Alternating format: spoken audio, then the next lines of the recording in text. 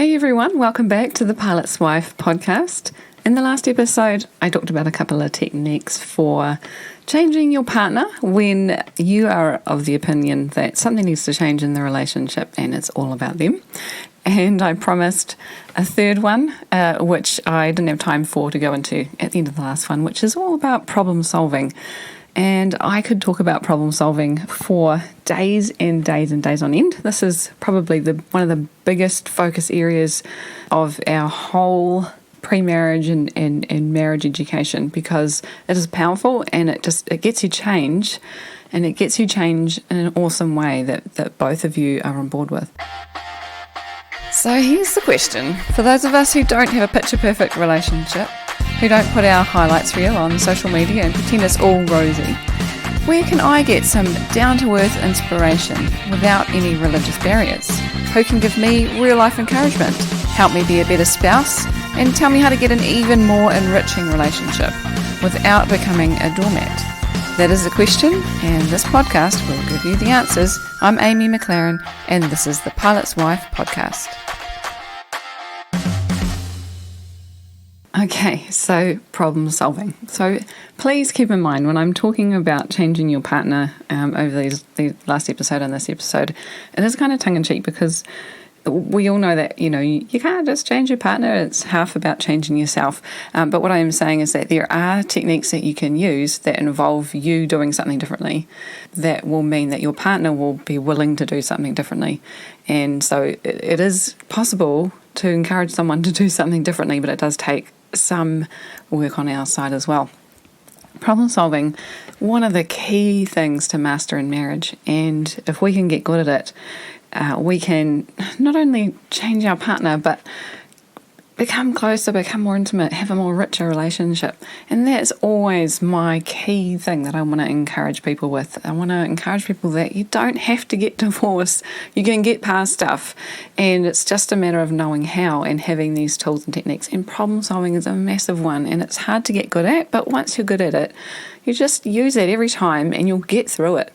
You don't have to go through an awful split of your whole family, of your whole lives, of your finances, of your friends, of your families.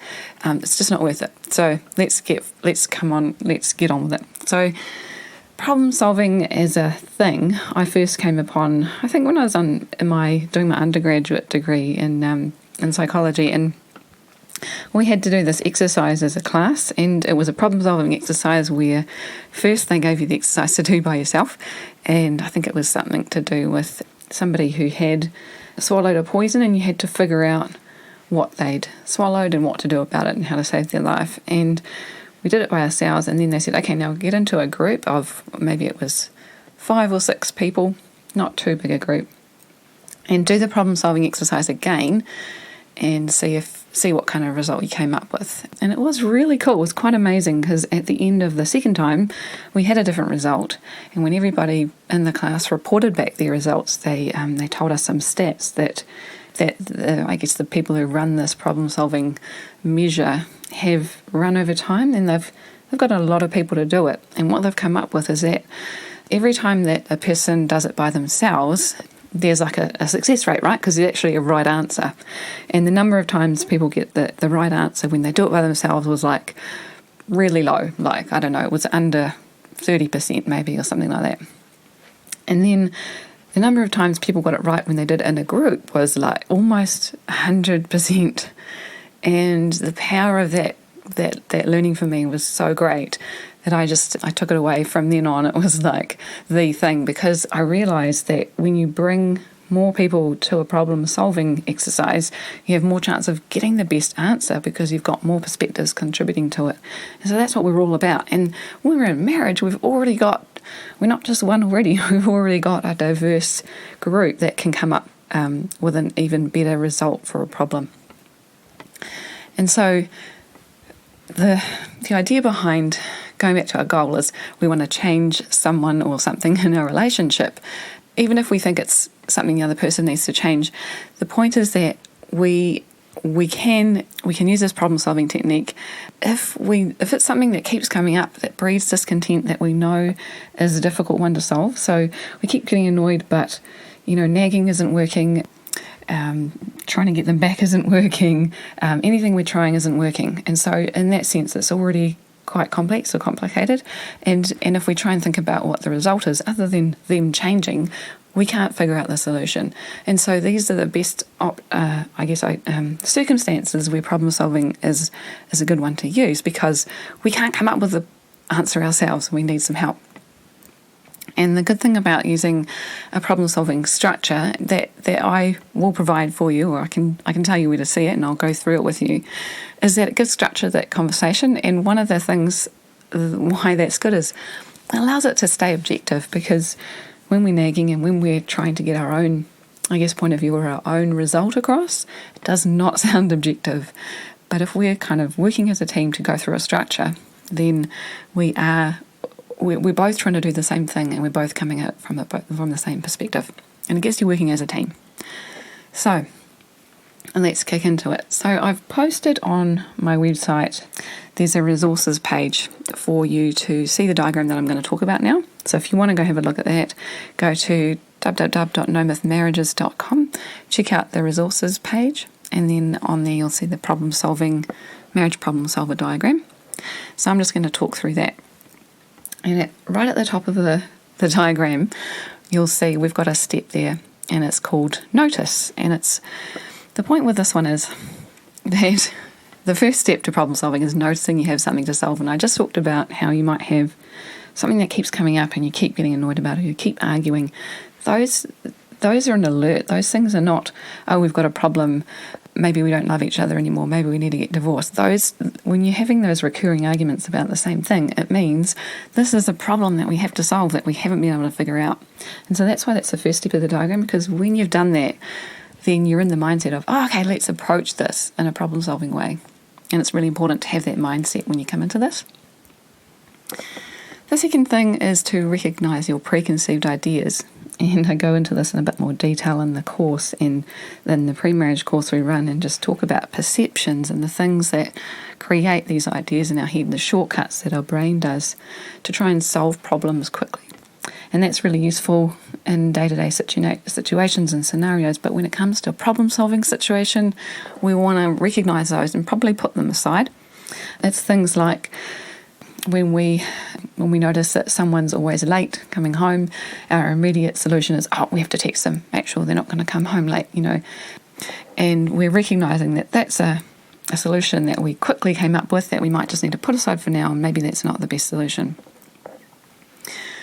The next step that I'll talk about is define the actual problem, and this is where you can take quite a bit of time, especially if nothing you're trying is working, then you probably don't actually know what the problem is. And a really powerful thing to remember is a problem well defined is a problem half solved. As soon as you've really, really defined the nuts of what's really going on, it's almost like the rest of the steps just jump ahead, and it's really, really easy to solve the problem once you've got the actual cause of it. And this can take a while. Josh and I did a problem-solving exercise many years ago where this part of the process took about 2 days.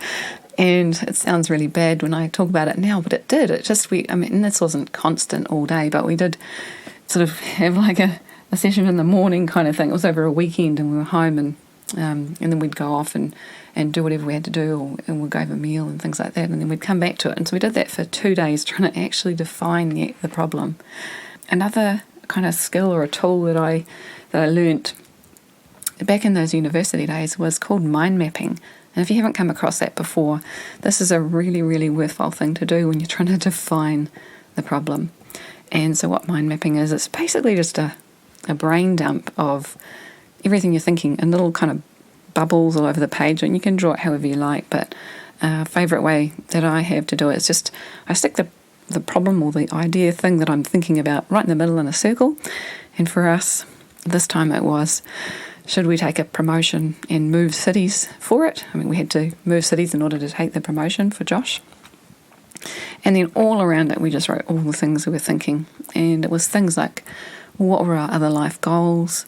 What were our concerns? What were our our values, things that were really important to us. And we just jotted all these things down and just wrote them down. And I think we might have colour-coded them, I think. So I was one colour and Josh was the other, and then it was easy to see what are we dealing with here. And I just can't recommend it enough when you're trying to work out a problem. I can't recommend enough just to write it down, just write anything down, just to write notes. When you're seeing it all on paper, it really, really helps to go back and sort of break down what's actually going on and actually define the problem. And so once we'd had this mind mapping exercise done, we were able to circle the ones that we were absolutely sure were the priority. And in the end, it just came down to 2 or 3 things. So the number one thing for us was we really, really, really wanted to have children, and we had failed to get there for years and years. And we got to the point where we realised we did need help, and we were going to get fertility treatment, and so that was a big one for us. And so if we moved cities, what would that look like? Because we'd just got into a program, and it was just starting, and would we then be sort of pushed back 6 months or a year waiting to get into a wait list in another area and things like that. And another one that was really important to Josh, if we couldn't have kids, his big life goal was, I want to build a house. He'd always wanted to build something warm, and we hated living in cold houses, and we just wanted to prove to the world that we could build something that was warm. And so we put that as another priority, and we thought, well, if we move cities and we build a house down there, then we're going to be stuck. We'll be making a decision to stay there long term. And so is that what we wanted to do? And so, we couldn't see those things until we put them on paper and actually circled them and saw them against all the other things that were going on. But what it meant was that we then had to put some things in place to be able to do that.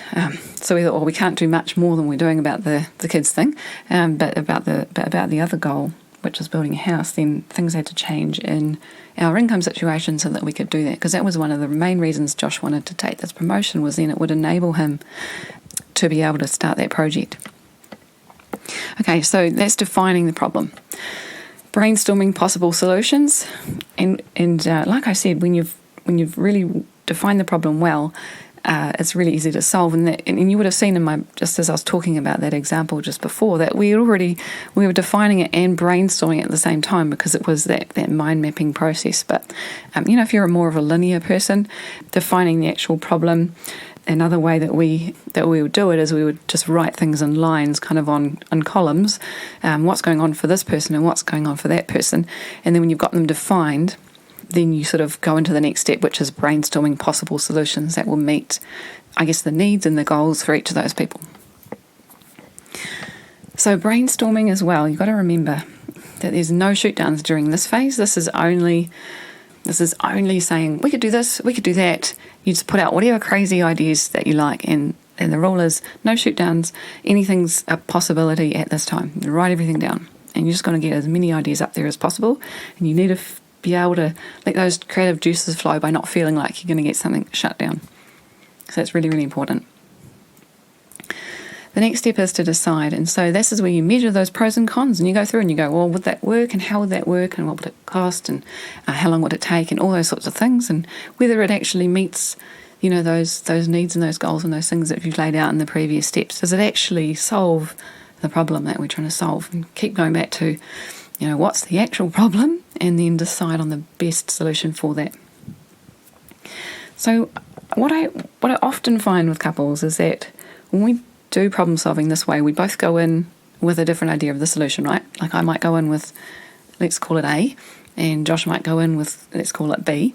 And what we do when we're doing this brainstorming and we do this deciding process is we come out with a C that neither of us had thought of before. And so really, really important to just have an open brainstorming session, and then when you're deciding, remember, just go back to the definition that you've nutted down exactly what's going on. And then you can select the best options. And again, if you've got a good definition, selecting the best option is really, really easy as well. And the last step is implementing. And of course that's obvious. And for most of us, when we come up with a solution, we can then see the plan and we can go ahead and do it. But a lot of the time when we've gone through this process, it's such a relief to have it done that we just feel like it's being done. We're like, okay, we've solved the problem. And it's really important to actually implement the plan. For example, if the problem was that you were both getting really upset about the house being always messy because you're both very busy working, and the solution that you came up with was to get some help, maybe a cleaner once a week or something like that. Don't go away and go, oh, thank God, we've decided. You've got to actually say, okay, well, who's going to ring the cleaner? How are we going to find one? What's the process for, finalising a cleaner? Does anyone know one? Do we have any reviews on anyone who's good, and all that sort of stuff, and actually making it happen. And so the way that helps to get that done is to write down tasks in whichever form works for you, maybe on your mobile or maybe in a list. We have worked with couples in the past where one or other of them have really struggled with remembering to do stuff that they've agreed to do. And so writing something down in a place you're going to see it and getting it done is really important. And reporting back, say, a week later and saying, okay, this is where we're at, this is what we've got done. Okay, so as I said, I could talk on and on and on about problem solving, but I just wanted to give you a brief overview of what you can do. So when you're doing this process, you will just see magically a change in the other person because you've both discovered the solution together. Problem solving will bring you closer together. The process of going through it and also the feeling of having resolved something together afterwards, it just increases that intimacy.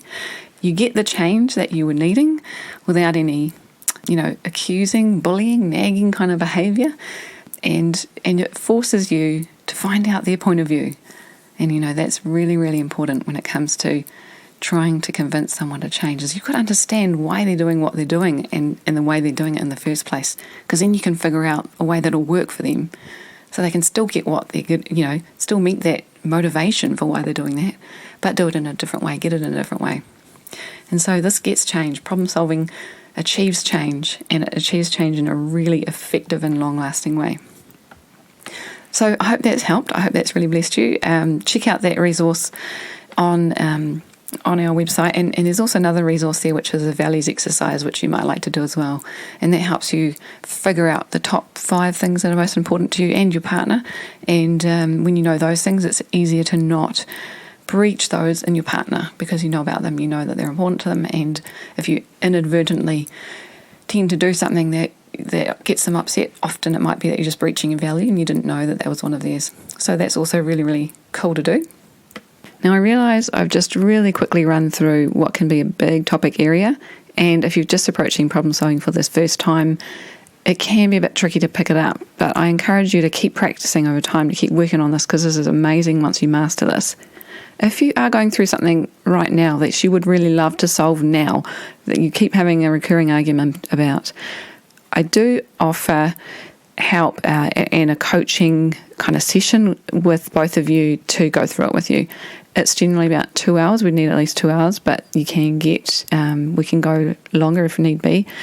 And what you can do is just, if you go to the website, so nomythmarriages.com, and go to the About page, there's a form you can fill out there. And if you can just mention in the message box there that you're interested in getting some help with doing a problem-solving coaching session, I can get back to you with some more details about that. So do get in contact with me if that's something you're interested in. We do that completely online, so it doesn't matter where you're based.